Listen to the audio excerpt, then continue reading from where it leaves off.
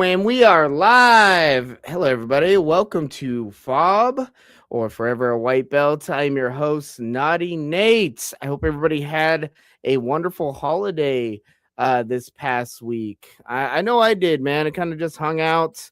My face looks a little bit beat up. That didn't happen over Christmas. That happened last night at Open Mat. I was trying out, we're revisiting some old, guard methods where I was trying to block a lot of punches with my face. And yeah, turns out I know how to do it. And yeah, hopefully I don't have to do that again, in the foreseeable future. But you never know, man. It's day to day with me. Tonight I have a couple guests on that I'm really excited about hearing some backstory. They've been coming around the Scrapyard now for a good, 5-6 months. They stopped into the gym. We got in a few rounds. It's been a pleasure getting to train with them. So yeah, I'm going to bring them on. But before we do that, I just want to let everybody know that, F.A.W.B is still in search of sponsors. So if there is anybody out there that would like to partner with the show, reach out to me and let's talk some negotiations. All right. All right. So tonight's guests, I have a unemployed rapper and a juggalo. Welcome to the show, fellas. What's going on, man? What's going on, Nate? Hey, not much, guys. You guys have a good holiday? Yeah. Oh, yeah, absolutely. Well, did you get all the nice Christmas presents that you want? All the treats? I gave a lot of presents out. Yeah, that's how it goes when you get older, right? Yeah. Nobody gives me shit either. Yeah. I got socks and underwear. Yeah. That's what's up, bro. Hey, those are nice, though, Yeah, that's nice now. 100%. I'm all about that. So, guys, you guys, let's kind of start from the beginning. You guys are kind of like the new dynamic duo coming out. I love the partnership. I love what you guys have going on. The skits that you guys have been doing. I find them super hilarious. I love the editing and all the production value you guys bring too. So, how did kind of like, all that start form? Give us the origin story behind the Unemployed Rapper and Juggalo Jay. Yeah, I'll kind of take it first, just because it kind of started on my end, the thought of the show, but immediately, I thought of, Jay and I have been friends for so long. I immediately was like, I need to get someone in on this. Can't do anything alone, So the show idea is just basically, the reality of kind of, what we live, which is we actually met as hip hop artists. I'm a hip hop artist and was actually on a tour and met him in line at a show. Oh, wow. Or actually, no, I take that back. We met the week before that at another show, but with similar situation. We met at a show while I was traveling through his town, and we connected on just a music level at first, and then he actually started touring with me as like my hype man, and he was doing his own stuff, and so we've always been good friends and in touch with the music business. But as we get older, we got other responsibilities and stuff, so we've been handling family and doing all that. Took some time off, and then I was like, man, we got, so there's just so much creativity between us that I was like, we got to go out there and do something different, not necessarily in front of a crowd all the time, singing, rap, or whatever it is. But now it's more like behind the scenes or doing skits and doing more fun, interacting with other people, as like we're loving the Scrapyard because of the fact that we get to interact with such great people. You know what I mean? Really, the content is you guys. We're just able to, showcase it. But that's really what it's about. Is I'm an unemployed rapper, and that's the joke. Is like, what does an unemployed rapper do with his free time? He goes to places like the Scrapyard, hangs out with, doing stuff he probably shouldn't be doing. You know what I mean? And instead of focusing on what I should be focusing on. So that's kind of long story short. That's kind of the gist of it. Is just a spin on reality, having a little fun with it. I love it, man. I mean, it's great stuff. And your origin story sounds amazing, man. You're a rapper traveling around, doing shows and whatnot. That's pretty impressive to me, man. Have you always been interested in rapping and the music growing up and all that? Yeah, yeah. I for a long. I mean, I've been rapping since I was 13, and at a young age, I was taking it pretty serious. So by like I would say 18, 19 years old, I was touring with artists like Tech Nine, Oh wow. back in the day, and that's how I met a lot of my connections is through that crowd, and Jay here, he's a juggalo, which is very connected with Tech Nine's music, and so there's just such a big we've been so connected with the juggalo community.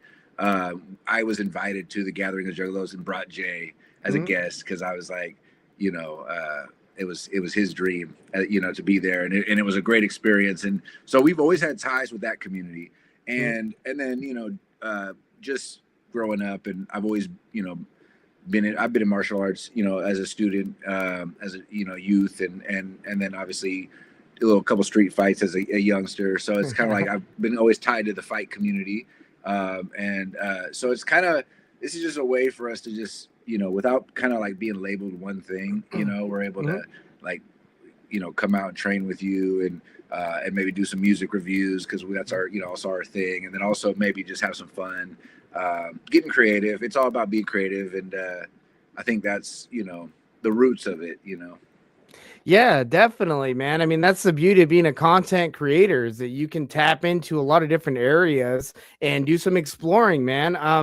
I'm really unfamiliar with the Juggalo community, but I know that seems to be kind of like a passion of yours, Jay. Would you like to shed some light on it? Like, what does that entail exactly? Like you mentioned the gathering.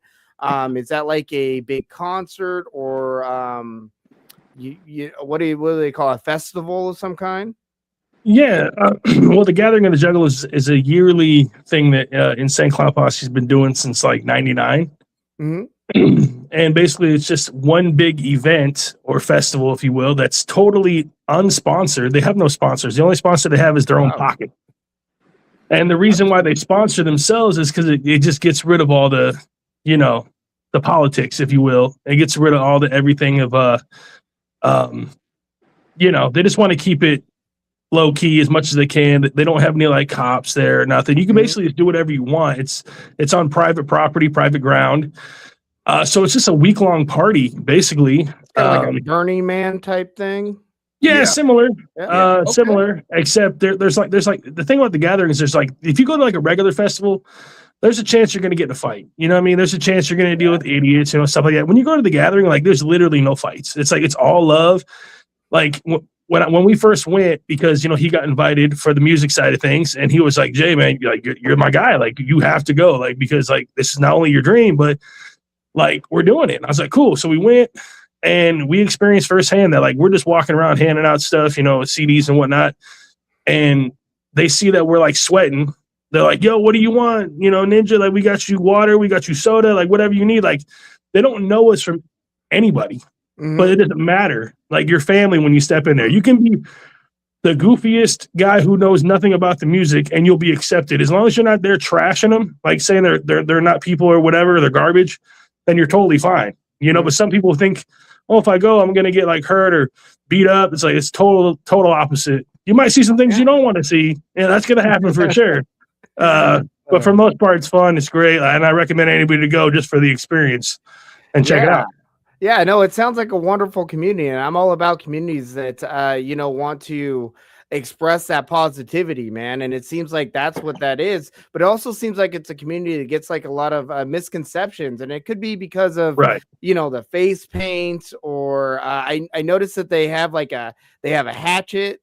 So they emphasize on some of that. And, that's kind of funny because the Scrapyard also gets a lot of misconceptions until you're there. And then you start to, mingle and network with some of the community. And then you realize like, yeah, this is really all about love.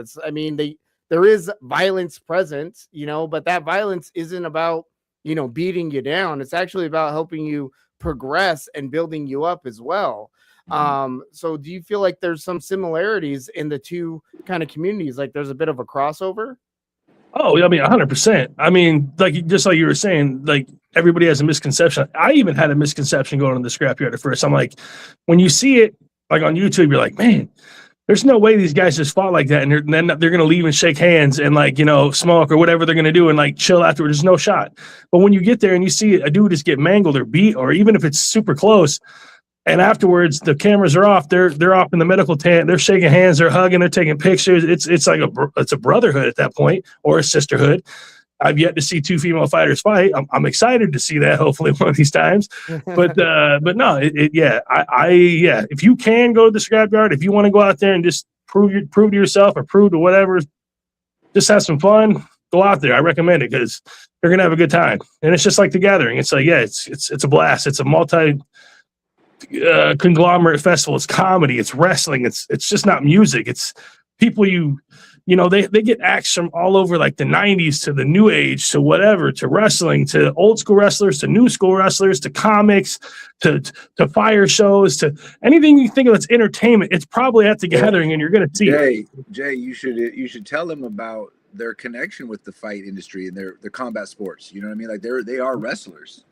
Is that right? Like professional wrestlers? Yes. So Violent J and Shaggy were actually, their dream before they became rappers was to be professional wrestlers. And they actually were doing that and being trained. But then they fell in love with music and pursued that. Well, just like, you know, what they say, the when you think of something really hard, I forgot the word. Manifest? Yeah, manifest. If you manifest something so long, it's going to come true. So yeah, they didn't make it as professional wrestlers, but they made it in music, which actually brought wrestling to them. So they wrestle in WCW, ECW, WWE, anything with a W, they wrestled in.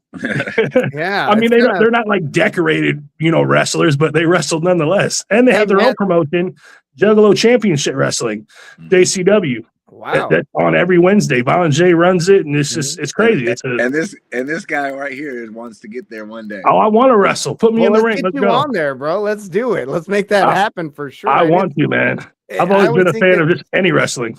Yeah, I always think it's crazy too. Like you said, you know, they set out on a goal, and in pursuing one dream in a roundabout way, they ended up achieving that goal just by, you know, when you go down, and that kind of happens when you go down a route, you never know where it's going to take you. But as long as you know, you keep the same vision and whatnot, you're going to get there. And that's what they did. They manifested that. And like you said, now they're huge in the wrestling, I would say. I mean, if they own their own company and all that, that's amazing, bro.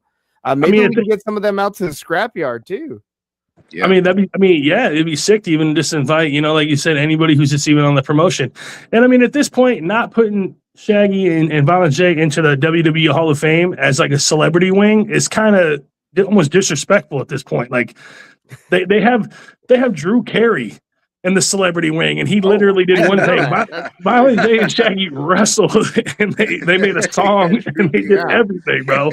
Come on, that Vince. is ridiculous. Let's go, man. Get him in there, bro. Well, you know, come on, bro. So Nate, one of our little side quests we're working on, we're trying to achieve is, and actually for you guys at the Scrapyard and Fire Chicken is, we talked to Fire Chicken about it. He's open to the idea. Obviously, they'd have to work this all out, but we pitched the idea of like, what if we could get the Gathering of the Juggalos to host a Scrapyard fight there? So like they build a ring, we come out, we don't bring necessarily all the fighters, maybe a few of us, you know, like, and then the Juggalos fight, and we host them, and it's a Juggalo Scrapyard.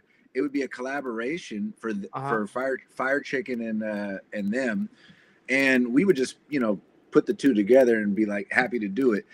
So we're trying to do it. We don't, you know, it's right now, we don't necessarily have the blocks all in place, but we did pitch the idea a little bit and got, I think their jeweler, their actual jeweler that does all their stuff said he would try to push it forward too. So we're going to see if we can get to them. And if, you know, if they're open to that, you know, and then they talk to each other, maybe one day we might see some kind of wild collaboration. Man, that would be crazy, bro. It'd be wild. That'd be so wild, bro. Yeah. It's actually funny if you watch videos of like YouTubers or whatever going to the Gathering, you'll actually see the Juggalos will make a makeshift ring out of garden hoses and little hay bales, and they'll box. Will they? Yeah, and they have like a little referee in there and everything. It's nothing that it's not sponsored by the gathering. It's just something they do. Right. So like, why not? So that just shows you people are interested in just boxing because it's fun, right? It's fun to box or whatever, MMA. And then, but if you actually have somebody like a Scrapyard who is a name, you know, 1 million plus subscribers go to the gathering and they collab and put the Hatchet Man and the Sasquatch right next to each other.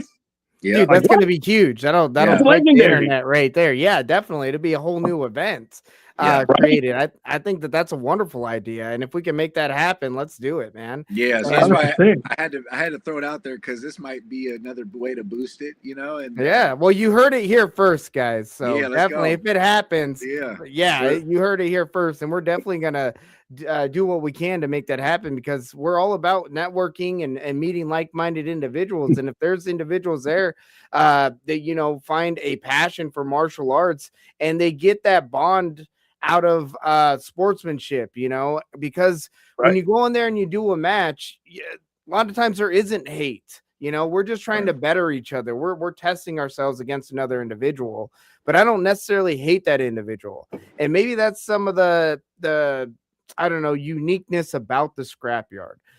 Because people are there really to make each other better. Like, we do have really competitive matches. People do get knocked out. People do get hurt. That happens in the fray of combat all the time.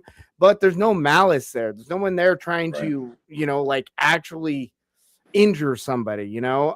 Even when it has a lot of the beefs that come out there, it's controlled violence, you know. It's the way it should be handled. Nobody's out on the, you know, street trying to stab anybody or shoot anybody. They're getting in there and they're, you know, expressing themselves with their bodies and with their fists.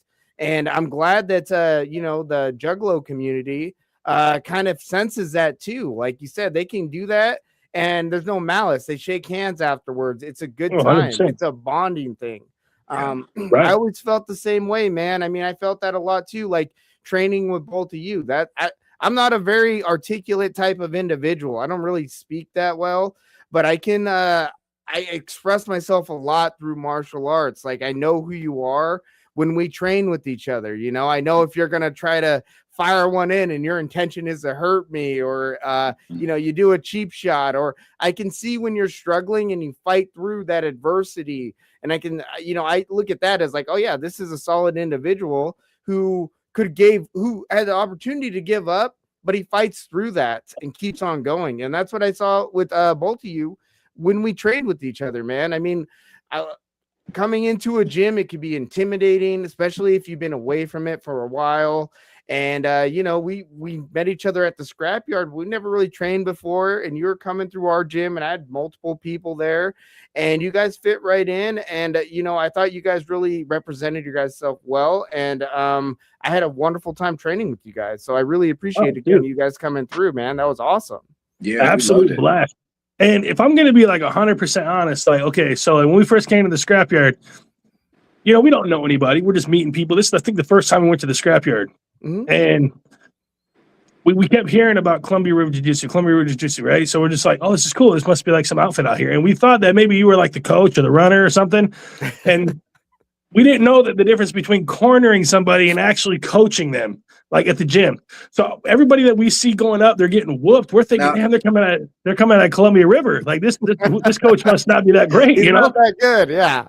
This was all Jay's thinking. This was he's saying we. This is all him, bro. It makes sense though. It makes complete sense. I mean, if I'm hearing that and I'm seeing this guy corner, I'm like, hey, these guys are a gym. They must all be coming out of this gym. That makes total sense. But then when I like went down to the gym and I noticed like, okay, the only ones that like I seen that go to that gym are like the killers, like Chef. You know, you got Soul's in there, you and all these just crazy fighters. And I'm like, and then I sparred against it. I'm like, okay, it wasn't him. And then I realized those guys weren't at the gym, and I was like, this makes a lot of sense now. Like, I got whooped. So like, there you go. So yeah, never, just don't what do you want to say? Don't make assumptions right away, you know? Yeah, books by their cover, right? Something like that, man. Yeah. Don't step up to Nate before you get whooped. Oh no, I try to help out wherever I can at the Scrapyard. I love the community. Yeah, I do have my own competitors, and I do bring them through the Scrapyard, but majority of the people that I do corner there, they're just independent fighters that need some help. Yeah, And I've noticed, in the 6 probably events I've seen now that a lot of fighters do come unprepared without a corner, and then you just feel like if they don't have help, someone's got to get in there and help them because they need it, So I've noticed with you, I've noticed with a few others that they'll get right in there and help somebody when they need it, and I think it makes all the difference. I think so too, especially for confidence, and confidence is what you need to get through a fight. So I admire that, and it's a fast-paced environment in there. It's really competitive. It's a really fast. I mean, it feels like it's a smaller octagon than, let's say, a traditional, like a professional size, which makes it a harder task. Yeah, you can't run. Yeah, you can't run. You're gonna get touched in there for sure, man. You can't get away in there, and I like that. I like that. So it is. It's amazing. It really is, and the community is great. I can't say enough good things about what we've experienced, in our time there, and just who we've met and meeting, even you and your camp and coming down there, and it's been a journey, but it's really a great one because it's changed kind of how our own desire. Like we thought this would be kind of a touch and go, like we're gonna come through and maybe stay 1 or 2 months, but it's like, man, it's just in our blood to be a part of this community. So you guys welcomed us so much, we don't want to go nowhere. So and I think that's why we're we're willing to obviously help you guys with media and both you and Fire Chicken. I mean, we're always willing to help out, and whether it's a jump on a podcast or do a video or whatever it can be, it's part of being in that community. So and we love it, man.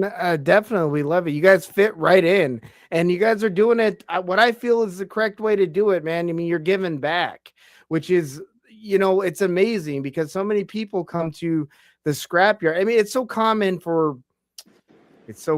fighters, and I can say this because I am one, all right, but it's so common for us to be so kind of self-centered, and especially at promotions or at events. And it's normal when you're a fighter to be self-centered because when you're in the ring, you're in there by yourself. So it's a mentality, and it's understandable. But it's always nice to meet these individuals that can step outside of that and actually give back to the art as well. And that's where you guys are really stepping up, man. You guys are there. You're helping promote. You guys are doing the commentary, which is very helpful. Jay, you had a match, which was awesome, bro. Let's talk a little bit about that match, if you don't mind. What was some of the preparation leading up to the match? What did you feel like right before you went in there? And then go over the match for us. What was it? Have you been in a fight before? Or was this something like all new to you? Well, as far as like inside of a cage, yeah, definitely at first. But I back in the day, I've had my fair share of street fights or whatever. As far as the preparation for that one, absolutely nothing. I actually stopped at Burger King on the way there. Like that's why he was a little late. Yeah, I love it. I was a little late. I got lost. And I stopped at BK. But no, honestly, what it was is like we were trying to find a way to get into the Scrapyard, and what is the better way to get into the Scrapyard besides having one of us go into the cage? Right. And then I know. So I was like, we had this Juggalo idea. We were doing some Juggalo things, and he was like, we were talking about it, and I realized that like I don't know, I couldn't recall if anybody's ever wore paint and like a Juggalo. Like I mean, there might have been Juggalo fighters, but nobody actually in paint doing it. Not that I can. So I was I was reluctant to do it at first because there was a lot of heat, and if people don't know what heat means in the Juggalo wrestling world, it means that you're just not loved. There was a lot of nasty rumors going around. So I was just like, I don't know if I really want to do the paint. And then Flo was like, man, you got to do the paint. And then I asked another friend, he's like, man, you got to do the paint, bro. Like people aren't going to remember you. You're going to be like another guy who just went in there and did the fight. They're not going to remember. Let me pause you for one second just to fill it in. The heat that the ICP and the Juggalos get, they were on the FBI's most wanted list, and I don't know if they still are. Not anymore. Because they were considered a gang in Right. America, the Juggalos. Okay. So obviously, yeah, right. It's silly to think about, but they were for about, I don't know how long, but 15 years maybe, considered a Yeah, gang. it was a good couple of years that they were fighting the FBI. So, like I said, you know, they were just getting a bad rap, and you know, going into an environment where there's actual fighters who, you know, probably go to the gym and dedicate their, you know, lives to this and want this to be a career, and then some dude in face paint shows up. So I didn't want to feel like I was mocking anybody, you know what I mean? Because I wasn't. It was just all entertainment. So it was like a stunt to get us in there. And like I said, I thought it was just going to be, we're going to do this, we're going to get some cool content, and then we're just going to jam out. We didn't know that when we got there that Fire Chicken's commentary crew didn't show up. So we're like, hey, yeah, we'll jump in there. All of a sudden he's like, hey, can you do this? Oh yeah, we'll do that. Like we're so used to an industry like musically that like we're open to help. You know what I mean? There is a lot of people out there who just want to be like, nah, I'm too Hollywood for that, or I'm too whatever for that. That's above my, you know, under me type deal. But we've always been able to help. So once we did it, he was just like, yo, you guys can come back and shoot whenever you want. And I was just like, and it just felt like family, like even that first date. So we're like, bro, we got to come back every month. As long as, you know, God willing that we can come here every month and keep getting invited. And then we're just going to do it. And then in December, when you guys did the Kicking It With Chicken, and you guys, I was listening to it and I heard, we want to thank our, you know, Fire Chicken's like, we want to thank our staff. And he starts naming people. And he's like, the Unemployed Rapper and Juggalo Jay. And I was like, what? Bro, I immediately texted him and I was like, we made the staff, bro. This is wild. Yeah. Well, like I said, you Like, guys, let's go, bro. you guys are giving back, and you know, Fire Chicken is definitely one to recognize that stuff, man. He does a fantastic job of trying to give, you know, credit where credit is due, and you know, all that stuff. With everybody that goes out there and helps make this event possible, they're all volunteers, man. Yeah, even you guys are all volunteers, so you guys deserve all the credit for going out there and contributing. And I think him and Mandy do a fantastic job of trying to, you know, shed some light on that for the people that don't see what's going on behind the cameras, man. So yeah, big shout out to them for always acknowledging 100%. That. I love it. There's a reason why the community is the way it is. You know, it takes solid leadership and it takes a good vision, man. Unemployed Rapper, you mentioned that you had some formal training prior back in your youth. What was that? Yeah. So as a kid, I did karate, you know, just the typical, Me too. Yeah, I mean, yeah, it was great. That shit, bro. I loved it. You know what's up? I really loved it. And as a kid, we thought that was like the ultimate, right? You know, it's like because I was watching Three Ninjas, I was obsessed with that. You know, that was just, I love Three Ninjas, Chan, bro. I had every Jackie Chan flick you could ever imagine, even the ones that weren't in English. So I was obsessed with martial arts. And then my, you know, I still call it youth, but like, you know, 16 through 19, I was getting into formal training. I was going to an MMA gym out here in the Kirkland area. Will Hammond, White Buffalo Warriors.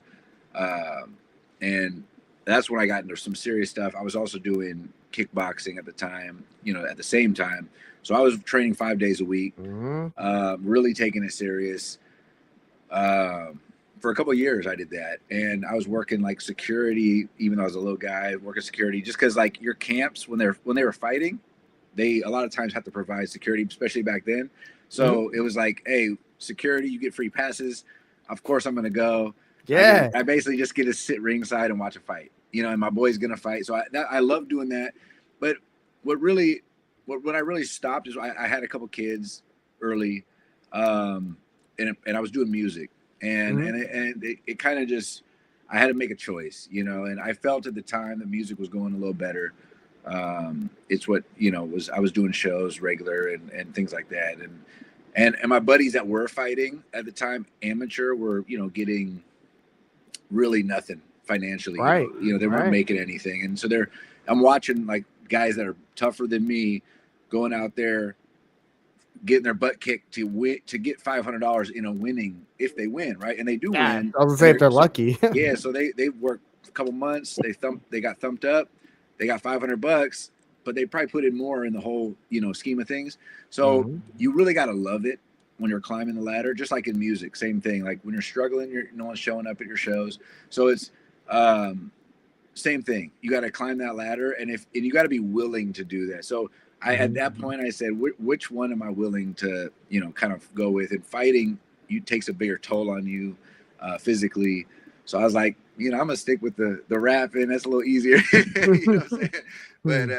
But I mean, plus it makes sense, like you said, you have children to think about. Right. Yeah, the people you're around that are pursuing this career. I mean, the money, especially back in the day, man, money wasn't there. The money barely is there now. Right.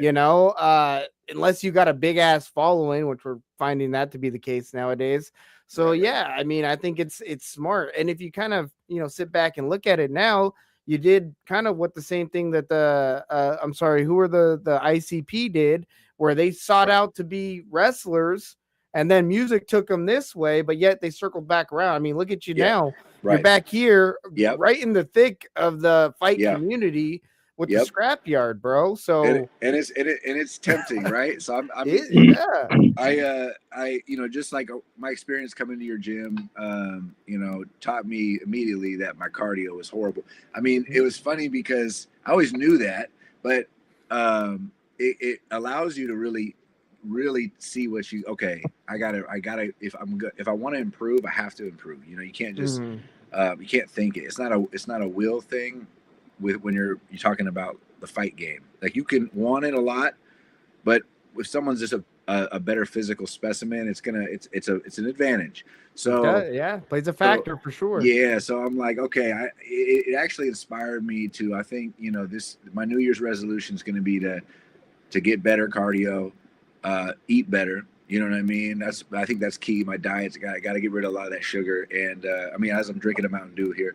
Hey, it's not the first working step. already.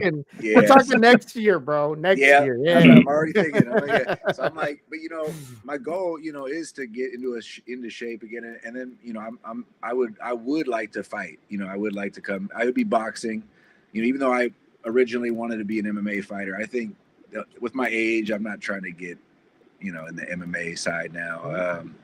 But boxing, I think I'd be willing to get in there.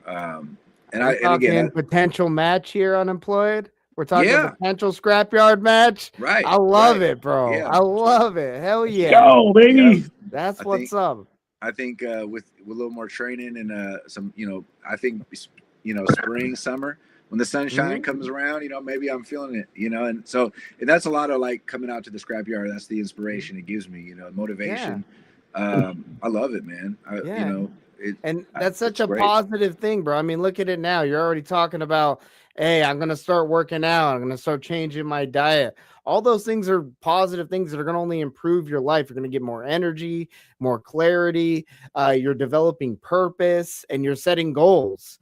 I mean, that right there, that's positive, right? And you're getting all that just from being inspired from a community that you just became a part of, man. That goes to show you what kind of community it is. Yeah. Jay, what are we thinking about for 2026? Are you thinking about getting in another match? I don't know. I mean, like I said, like I do want to get in better shape, and I think that like I know it's one of those things where it's like I won't be able to take it like super serious. Like, I'm one of those guys that's like, oh yeah, I'm gonna lose all this weight and I'm gonna get in shape. It's just like that's just not gonna work. It's a false reality for me. I already know. But I would like to maybe get back in there. But I think I have to talk to Fire Chicken about modifying some rules for us big guys. Give us those 1 minute rounds. You give us 1 minute rounds, I can go in there and swing with the best. And 2 minute rounds, I might make it past round one, but the round two is just gonna be two overweight dudes gassing, huffing and puffing. Like nobody wants to watch that. It's just like we want to see it. We want to see guys throwing hands, throwing mitts, somebody giving up, whatever. Like that's like the thing. I mean, luckily the first time I went out there, and another thing is I don't think I'm going to fight in the makeup. You know what I mean? Because it's a disadvantage to me in a way because grip in your eyes and all that. Yeah, like you get to my eyes and I can't see. I mean, you've seen it just training. It was just all my. I couldn't even. I had to like take it off halfway through because I just couldn't see anymore. But luckily, the first time I got in there, I mean, I was able to just hit the guy twice and it was over. So I didn't sweat at all. Got the heavy hands, bro. Well, yeah. But I'm also kind of like surprised. I remember when I showed up to the Scrapyard the first time and he was like, I met your opponent, Jay. Like, I think you're going to do okay. Like, you'll be all right. You don't have to worry about the makeup. I was like, cool. And I show up and I run into Alani. And I'm like, oh. That brick house, right? That big old brick house. I was about to be like, because we had a joke like, get the towel ready, throw in the towel. You know? Yeah, so it wasn't even a joke. They don't play. He said, no, it wasn't a joke. I'm saying we joked about it. Like it was a real thing though. Yeah, for sure. I told him, I said, we had talked about, obviously doing it in the makeup, and he was worried, like, what if I get hit and then the makeup gets put in my eye and I'm like blinded, 100%. and I get beat up because of this. And I told him, hey man, if it gets to that point, I'll throw the towel in and we'll spin it and make it a funny skit or something. But so that was our joke. Like, I'll throw the towel in. So with Alani, I was like telling him, if that was your opponent, I'll throw it the second the bell rings. I'm throwing that. I'm like, it at least would be a funny thing. And it'd be a Scrapyard probably quit. It'd be the fastest quit, tap out in history. Definitely would be a viral moment for sure. Alani's just a different animal. Like, he's a big dude, and it's just like he just absorbs punches so well. Like, I just don't think I'd be able to hit him with anything that he's going to even phase him. But I was actually speaking of that. The last event that just happened, we were both shocked because everybody that we're like, this guy's going to win. This is our guy. It just totally went the opposite direction. I was going to say, when I saw that at home, because I was watching on the watch party, I was actually really excited about that matchup because I wasn't a part of any of the matchmaking. So I was seeing it as a viewer. When I saw them step in, I was like, that's a solid match because I've seen Sano fight before. I know Sano's a scrapper, bro. I've seen him fight some big dudes. He did excellent against him and Tav. If you guys get watch any of those previous matches, watch Sano versus did watch Tav. that one.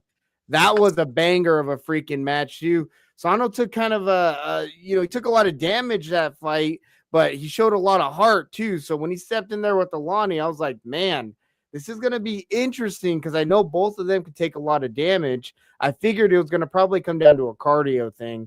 And I think ultimately that's what it really came down to is just, you need to breathe. If you have no air in your body, it doesn't matter how strong you are, you can't get anything off because you can't breathe.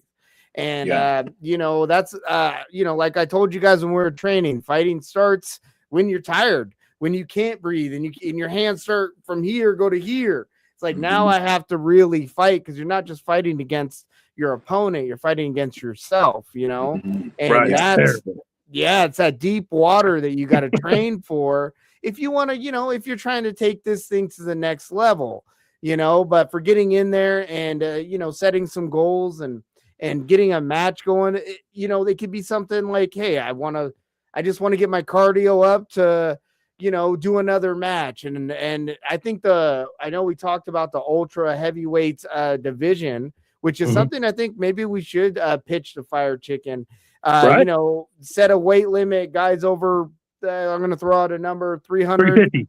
Yeah, 350. Guys over 350 pounds. We do 1 minute rounds with a 30-second break or a minute break. However, Alani, I think is 330, so he won't be in that division. Thank God. He might be, man.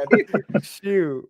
He's avoided Alani at all costs. Dude. He got the towel ready. He's a huge guy, bro. I mean, we saw that match, the 2 versus 1. Alani went against 2 Scrapyard legends in Pappas and in solo, and he made it all 3 rounds. And he took a solo kick right to the face and kind of just shook it off. So I was like, God damn. So for sure, bro, I understand completely. Because, I mean, how are you going to feel when you go in there and you hit him with like everything you think you have? And he's like, I love this shit. Come on. And you're like, oh, God. That's when you just kind of go, all right, I don't know about this. You might as well just be like, I'll look at Flo, give him the signal, throw the towel in. One of my favorite fighters right now in the Scrapyard, at least that I think is like talent, just extremely talented, gifted, is Man of God. I watched his fight live, and I was blown away. And there's some amazing fighters in the yard. I mean, there's like it's actually very, very stacked. But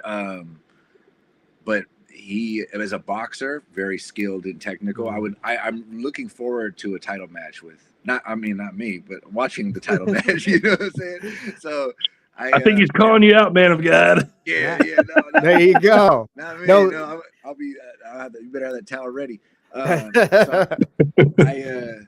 I look forward to. I mean, there's some great fighters in the Scrapyard, and I think that's what makes it exciting. Is they come back a lot and fight, which really helps because you look forward to. I look forward to showing up and seeing old school fight. I look forward to showing up and seeing Gilchrist fight. I look forward to, honestly, you know, everybody that steps in there, I admire. But I look forward to the guys that come back. And does it add a little something to it once you start to kind of, I guess, know these individuals and you meet them and you learn a little bit about their character and their backstory and kind of like what they go through on their training or their day to day, and they're still showing up every month. Showing out. And you know what I've learned too is how many individuals actually look forward to this event, much like myself, but they actually look forward to it for sometimes for different reasons. Like it's a mental thing for them, bro. It's like, hey, like we said earlier, it's like showing up and seeing family or a barbecue. It's not just about you know fighting. It's about meeting individuals. You mentioned Man of God. He's pretty new to the Scrapper. I think he's about 3 or 4 matches in. Very talented individual. He's showing outs right now. I think, man, I'm really impressed with his boxing. He's definitely a contender for that belt for sure. I believe me and Fire Chicken talked about that on the last episode too. Like, man, we're getting a lot of talents this past year that have been coming out. Let's go over that. What is some of your favorite Scrapyard competitors of all time? Give me your top 3. Top 3? Oh man. Shoot. I mean, old school is definitely, he's up there. Like I really admire old school because not only is he a good fighter, but like his character. Like even at this last event, he was setting up a tent.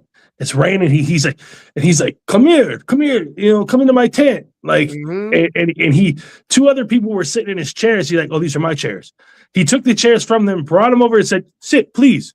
Like, so like, like old school is like, he's probably like my number 1. Like just cause like, you know, I just like his personality and the way he fights. He does have a great character, man. We're happy to have him over 100%. At Columbia River Jiu-Jitsu too. He coaches a boxing class over there, and it's for all ages. And man, seeing him work with the younger generations, it's super inspiring for me being a coach. I don't coach kids currently. Like I haven't coached kids in years. Old school, so him taking on that role and you know, really mentoring some of the younger generation, it's really inspired me to start getting a kids program together over at Columbia River Jiu-Jitsu. Make sure to look forward to that come February. But yeah, it's all inspired by old school and his generosity and what he does. He's always helping people over at the gym as well.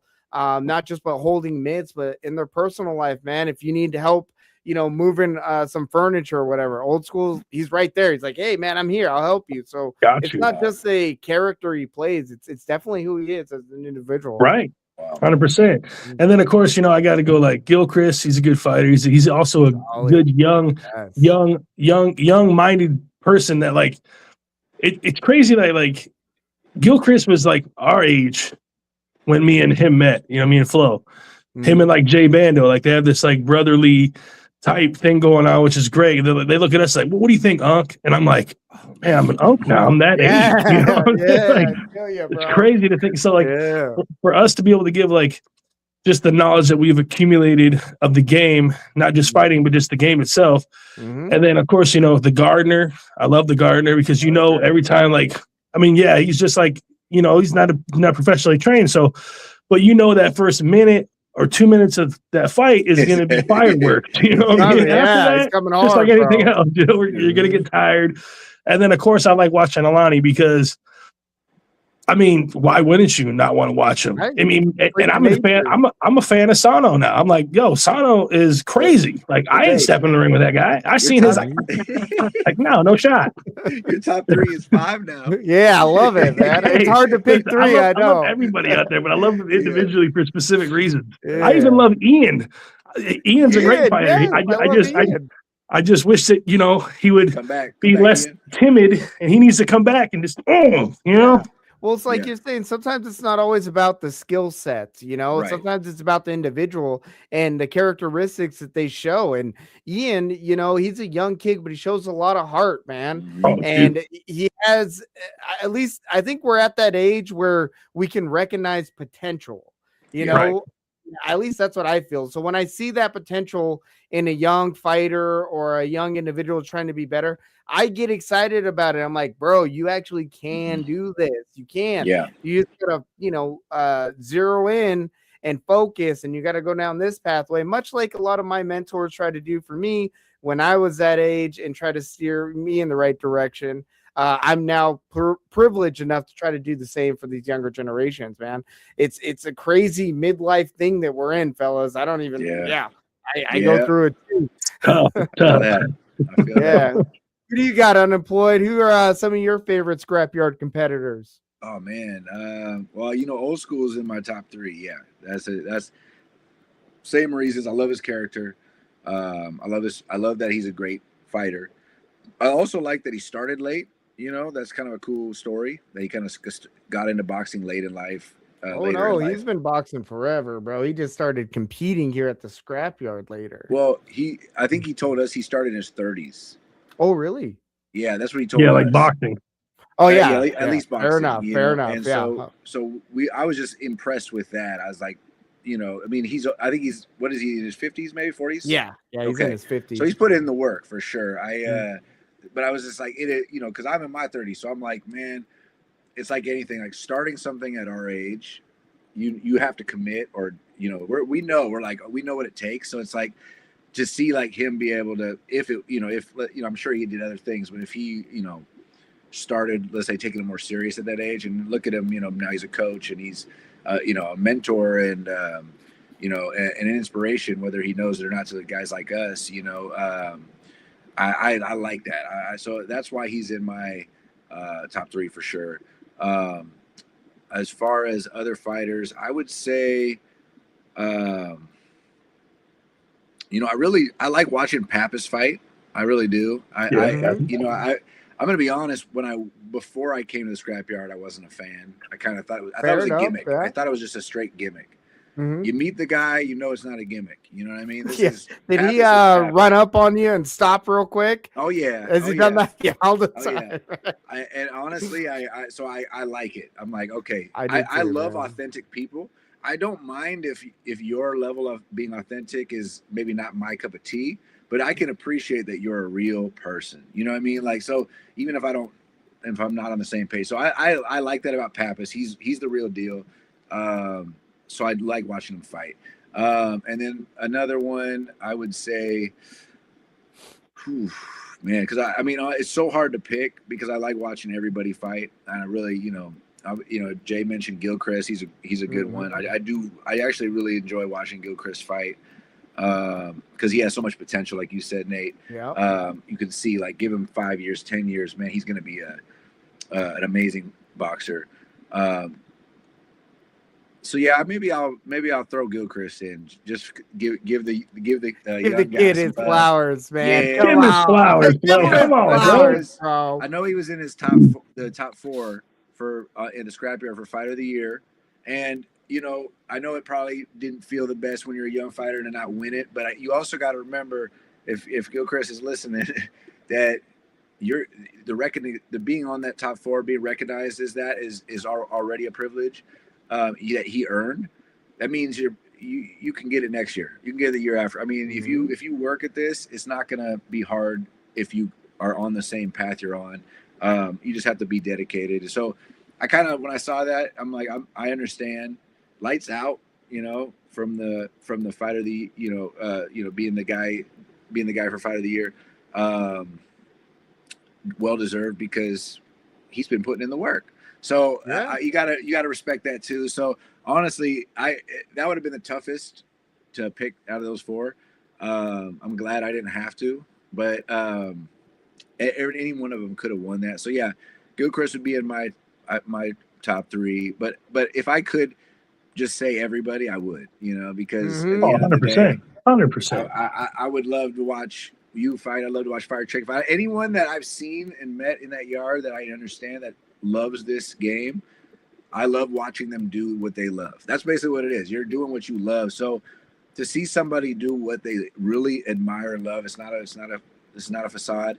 There's nothing better than that. To see someone doing what they really purely are 100% connected with. So it's like watching art. To me, it's art. It's honestly. So exactly what it is. Yeah, man. It's expressing yourself with your body, right? It's like body art. Mm-hmm. And you are seeing I love it too. I'm addicted to it myself. I love seeing the process in which you're seeing a young fighter develop. And I feel like we've seen that quite a bit, especially like with Gilchrist, man. Gilchrist, when he started to where he is now, huge leaps in improvement, bro. Like he's been putting in the work. He's really tightened up. And yeah, he definitely deserved that nominee for Fighter of the Year. And if he ends up winning that or whatever, like it's well deserved. Mm-hmm. And you're gonna see that, the longer you guys are around the Scrappy, you're gonna see individuals like that, the guys that they have inspiring stories almost, where it's like, wow, man, you came from what? And what are you doing? And look at where you are now. We get individuals that, this could be such a blessing for them with this day and age with the, social media and gaining that kind of notoriety. Look what it did for Death Sentence and Wing C. I mean, they've been able to really capitalize on the attention that they've been able to generate. Sure. And now they're off and running, man. And we're in a privileged position to where we're like front row seeing this potential. And it could be any fighter on any given event could show out, and then all of a sudden they do a viral moment, and then they're the next big thing, So I feel really privileged to be a part of it. I'm so happy that now you guys are a part of it. I get to meet you guys. We get to collaborate. You're adding to the community in such a positive way. And man, I just really love that you guys are now a part of this community. And I just want to thank you guys for taking the time tonight and doing this podcast with me, man, and coming and training with me. That's fucking phenomenal, guys. I love it, man. Anytime. Yeah. Before we let you guys go, though, can you tell the people how they can find you guys? Yeah. So we're the Unemployed Rapper Show. You can find us on YouTube, Instagram, TikTok, as the Unemployed Rapper Show or the Unemployed Rapper. You might have to, depending on what platform you're on, might have to try a little different, but we should pop up on that. Juggalo Jay, who's one of the hosts of our show, also has his own platform. You can check him out at The Real Juggalo Jay on most platforms as well. Mm-hmm. But if you want to catch our videos, it's on YouTube as the Unemployed Rapper Show. And we're going to just keep on cranking out content for you guys. And still going. Yeah, we love being invited. We appreciate you actually thinking of us and bringing us on the show. We love it. We watch the show, so it's fun to be a part of it now, and we appreciate it. Hell yeah! Right. Hell yeah! And we've had this conversation before. No matter how big we get, let's just say we got as big as whatever. If there's ever a chance or an opportunity that Fire Chicken was like, I need these guys here, best believe we're there. And our dime. We're never going to ask Fire Chicken for anything, because of the opportunities that he's thrown our way when he didn't even need to. Mm-hmm. So it's just always a good time. But yeah, you can find us on all the social. Jay's over here dreaming that we're going to hit it big on us. Hey, you never know. I'm just saying, like people. I'm just saying, like people like Death Sentence, right? Good guy, but I've heard, some things, and I'm just like, that's not very cool, bro. Like, you started here, you should be showing little flowers. You wouldn't be anywhere if it wasn't for. Oh, you know what I'm saying? Are we getting called out? Oh no! Hey! People get pretty big, and like you said, sometimes people forget where they come from, and I'm glad to hear that no matter how big and successful that you're inevitably gonna get, guys, that you remember where you come from, and on your way to that success, it doesn't hurt to do a shout out or something. That's right. I'm still waiting for Wing C. He hasn't He don't want to get these mitts, apparently. I don't care if he's 128 pounds. I'll take him. Yeah, right. Yeah, Yeah, right. You guys, Right. I'll take him out to arm lunch. wrestler. Love it. All right, fellas. Well, thank you guys again for joining me man. tonight. I look forward to seeing you guys again at one of the events. And I Yeah. look forward to checking out some more of your guys' content, man. Make sure, guys, to give them a like and subscribe to their YouTube channel. And yeah, guys, enjoy your guys' night. I hope you guys have a happy new year, and I'll see you guys again soon. Cool. Yes, sir. All right. Thank you for Thank having you, us man. on. Shout All out, right, Naughty later. Nate. There Yeah. you go. Take it easy, guys. Oh, yeah. Oh, man. What a fantastic episode, guys. And this is, again, the high quality individuals that the Scrapyard provides. Be sure to come out to one of the events, sign up for a match. Big shout out to the Scrapyard. They just wrapped up the 2025. Yeah. 2025 year season, whatever you want to call it, the last event of the year. Be sure to tune in tomorrow to Kicking It with Chicken and Naughty Nate. We'll be doing our end of the year podcast. We also announce the fighter of the year. We got a lot of things coming up for the 2026 year, guys. I'm moving back to Vancouver. I have not lived near my gym in, I want to say, over 2.5 years. I have to travel to my gym. That is no longer going to be the case. I'm going to be living right next door to it. So expect a lot more content. Expect a lot more podcast episodes. We're going to be doing a lot of local events. A lot more with the Scrapyard. Soonest event coming up for the Scrapyard, and one of the local events that we'll be participating in is going to be January 24th. I signed Chef up to do his debut match at the NWC January 24th. That's going to be hosted in Vancouver, Washington. I'll let you know when tickets are on sale. Be sure to get them, and be sure to get them in the chef's name. He gets a nice little kickback for that. That'll also be the first Scrapyard event of the year. So tune into that. We'll definitely have a watch party because we probably won't be at that one, but we'll be at the February one more than likely. Let's see what else. I got a new schedule coming up because I'll be moving back to the gym. I'm going to have that posted by the first of the year. We'll have a lot more training opportunity over at Columbia River Jiu-Jitsu. So be sure to stop in and get some rounds in with me, guys. I look forward to training with everybody. And yeah, that's going to do it all. That's going to do it for us tonight. I hope everybody has a happy new year. Take it easy, guys. Have a good night.